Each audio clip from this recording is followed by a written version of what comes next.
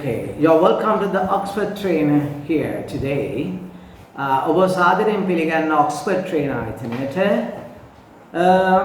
මම ගිය සතියේ ඔයගොල්ලන්ට lessons කීපයක් කළා. ඒක ගිය සතියේ කළ අවසාන lesson එක තමයි simple present tense not present simple. ඒක ඔබ මම හිතන්නේ දැකලා ඇති බලන්න ඇති. එතකොට ඔබ මේක බලන්න නම් ඔබ නිතරම මම ඔබට කියන්නේ I always tell you to subscribe my YouTube channel.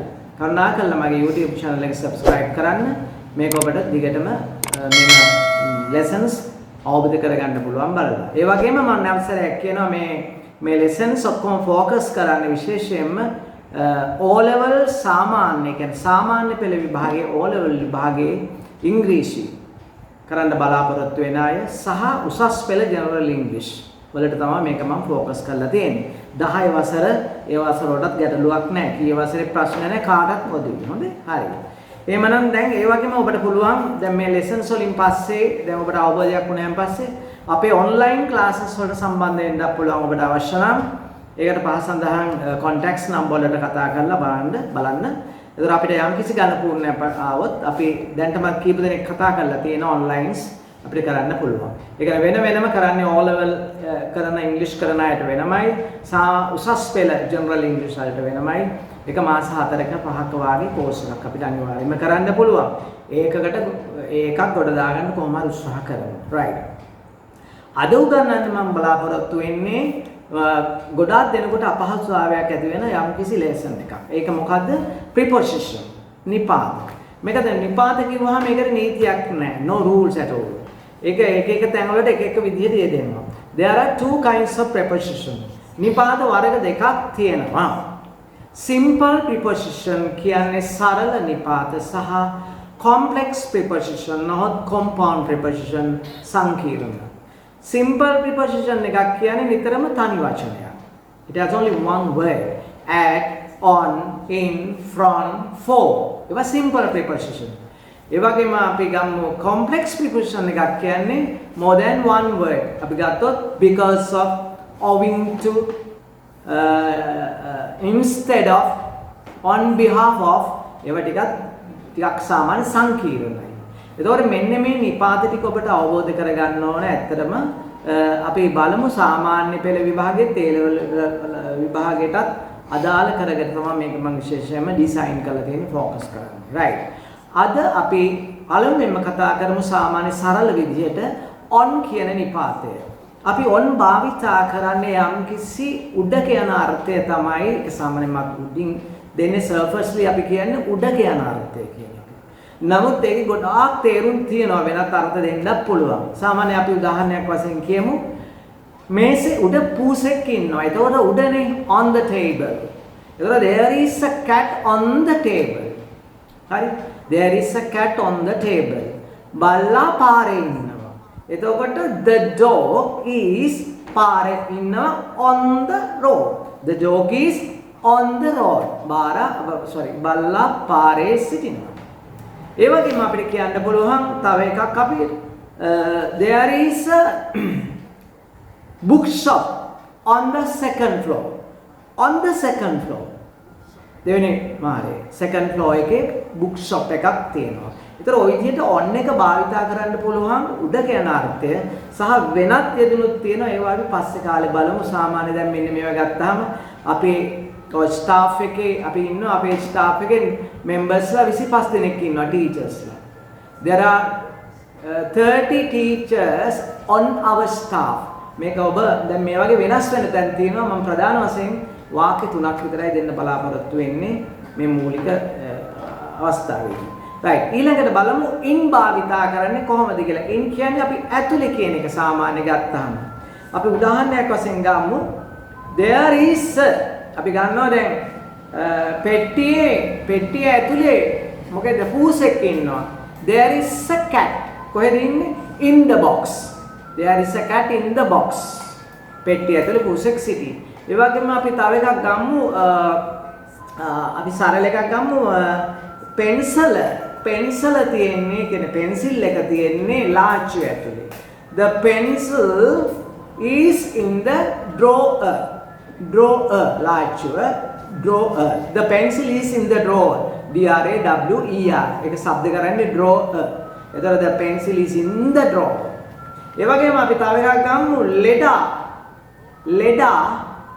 ලෙඩා රෝහල් ගත වෙලා ඉන්නේ ලෙඩා ඉන්නේ ස්පිරිතාලේ. එතකොට the patient the patient is in hospital.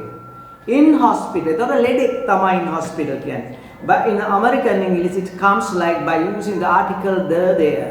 Right? That means they say about that the patient is in the hospital. ඒක American English ක්‍රමයට එහෙමයි. ඔබ උනාට සාමාන්‍ය පෙළ A level ආදී හදාරන නිසා නිකන් කියන එක දාගන්න. ඒක ගැටලුවක් නෑ. අපි ඊළඟට ගමු අණ්ඩ කියන එක. ඔබ කවුරුත් දන්නවා අණ්ඩ කියන්නේ යට කියන එකක්. සාමාන්‍ය යටක කියන අනාගතය. අපි එකක් ගමු සරල වාක්‍යයක්. Poosa and යට සිටි. අහවල් පූසා the cat is under the bed. The cat is under the bed. Poosa and යට සිටි. තව එකක් අපි ගමු cow කෙනෙක් ඉන්නවා ගහක් යට. නැත්තම් ගහ යට. There is a cow under a tree. ගහක් යට. There is a cow under the tree. අපි under the tree. ගහ යට එළදෙනක් සිටි. There is a cow under the tree. ඒතර under යට කියන අර්ථය. අපි තව වාක්‍යයක් ගමු. පාපිස් යට යම්කිසි දෙයක් තියෙනවා. සමහර වෙලාවට keys දාලත් යනවනේ. අතුලේ රග් එක. රග් කියන්නේ පාපිස්. ඒතර there is something යමක් තියෙනවා. You don't know what it is. There is something under the rug. There is something under the rug. පාපිස් යට යමක් තියෙනවා. ඒතර අපි ඊළඟට ගමු. ඇත්තට මම මේ වේගයෙන් කරනවා නෙමෙයි. නමුත් මේ ගොඩාක් තියෙන නිපාත කිව්වහම හරි එක නීතියක් නැහැ, රීතියක් නැහැ, කෙලවරක් නැහැ. සාමාන්‍ය පිටු 200ක විතර මේක ලෙසන් එකක්. නමුත් අපි මේක සරල කරලා වොමනා ටික විතරයි වල විභාග සඳහා දෙන්නේ. ඒක වැඩි විස්තර ගන්න පුළුවන් අපි ඔන්ලයින් වලට සහභාගී වුණාම අපි ඒක කරගමු. ඊගාට at කියන එක භාවිතා කරන තැන බලමු. at කියන එක සාමාන්‍ය අසල ඇතුළේ යන අර්ථ දෙන්න පුළුවන් මතු පිටින්. අපි දැන් උදාහරණයක් ගමු. ගේට්ටු අසල යම් පුද්ගලයෙක් ඉන්නවා. ඒ කියන්නේ මාව හම්බෙන්න ඇවිල්ලා. Now there is someone. There is a man. අපි කියමුකෝ there is a man. There is a man at the gate. There is a man at the gate. ඒ කියන්නේ මාව හම්බෙන්න ඇවිල්ලා. හැබැයි there is a man near the gate කියන්නේ ඒක නෙමෙයි. මට සම්බන්ධ නැහැ. ඒක non action. There is a man at the gate කියන්නේ මාව හම්බෙන්න ඇවිල්ලා. There is a man near the gate කිව්වොත් ඒක මට සම්බන්ධ නැහැ. හැබැයි ඒක හරි. යා බස් එකක් යනකම් හෝ කවුරු හරි එනකම් ඉන්නවා. There is someone there near the gate. So ඒක it doesn't matter to me. ඒක මට ප්‍රශ්නයක් නැහැ. හරි. ඊට පස්සේ අපි කියනවා තව එකක්. ඔහු දොර ළඟ ඉන්නේ. He is at the door. He is at the door. හරි. අපි තව වචනයක් ගමු. තව වාක්‍යයක් ගමු. අද ගෙදර කවුරුත් නැහැ. There is no one at home today. There is no one at home. However, in American English, there's a difference there. They don't use article there. Preposition. Someone is home. He is home. එම් තමයි කියන්නේ. at එක භාවිතා කරන්න මේ British ක්‍රමයට. එතකොට අපි ඊළඟට යමු below කියන එක පල්ලෙහා පහළ කියන එක. right. දැන් ඔහු අවුරුදු 30ට පල්ලෙහා මට්ටමේ. He is below 30. He is below 30. 30ට පල්ලෙහා. ඒ වගේම අපි කම්මුකෝ යම් කිසි පුද්ගලයෙක් කියමුකෝ අපි කමල් කියමුකෝ මාසෙකට රුපියල් 25000කට අඩුවෙන් හොයන්නේ less than that 25000 වලට අඩුවෙන්. එහෙනම් Kamal earns අපි කරනවා Kamal earns below අපි කියමු 30000ට අඩුවෙන් below 30000 rupees මාසෙකට a month. එතකොට Kamal earns below 30000 rupees a month. හරි. ඊගාවට අපි ගමු තවත් ඔන්න වාක්‍යයක් sign your signature below. පහත signature කරන්න අස්සම් කරන්න කියලා එතන කියන්නේ sign your signature below. ඒතර බදන්නවා below කියන එක සාමාන්‍ය මට්ටමේ අවබෝධයක් ලැබෙන්න ඕන. ඒකම අපි ගමු above කියන එක. යම් කිසි උඩක උඩ උඩ මට්ටමක් කියන එක තමයි above කියන්නේ. අපි වාක්‍යයක් ගන්නවා the bird is flying above the trees. The bird is flying above the trees. Above the trees. ගස්ට උඩින් තමයි පියාස. fly කරන්නේ ඉගිල්ලේ. ඒ වගේම අපි ගමු තව වාක්‍යයක්. We can see the building. We can see the building above the trees. Above the mountain. කන්දට උඩින් එහෙම කියන්න පුළුවන්. අපි trees ගමු. We can see the building above the trees. Above the trees. ඒ ගස් වලට උඩින් තමයි අපිට building එක පේන්නේ. Let's make another one. There is a picture above. There is a picture above the table. සාමාන්‍ය මේසෙට උඩින්. There's a picture hanging. නැත්නම් there's a picture. There's a picture above the table. Above the table. Right. ඊට පස්සේ අපි ගන්නවා between කියන නිපාතය. මේක නිතරම between we use දෙදෙනෙක් අතර හෝ දෙකක් අතර. අපි වාක්‍යයක් කියමු. Now she is standing හිටගෙන ඉන්නවා between Kamal and Ruwan. He is standing between Kamal and Ruwan.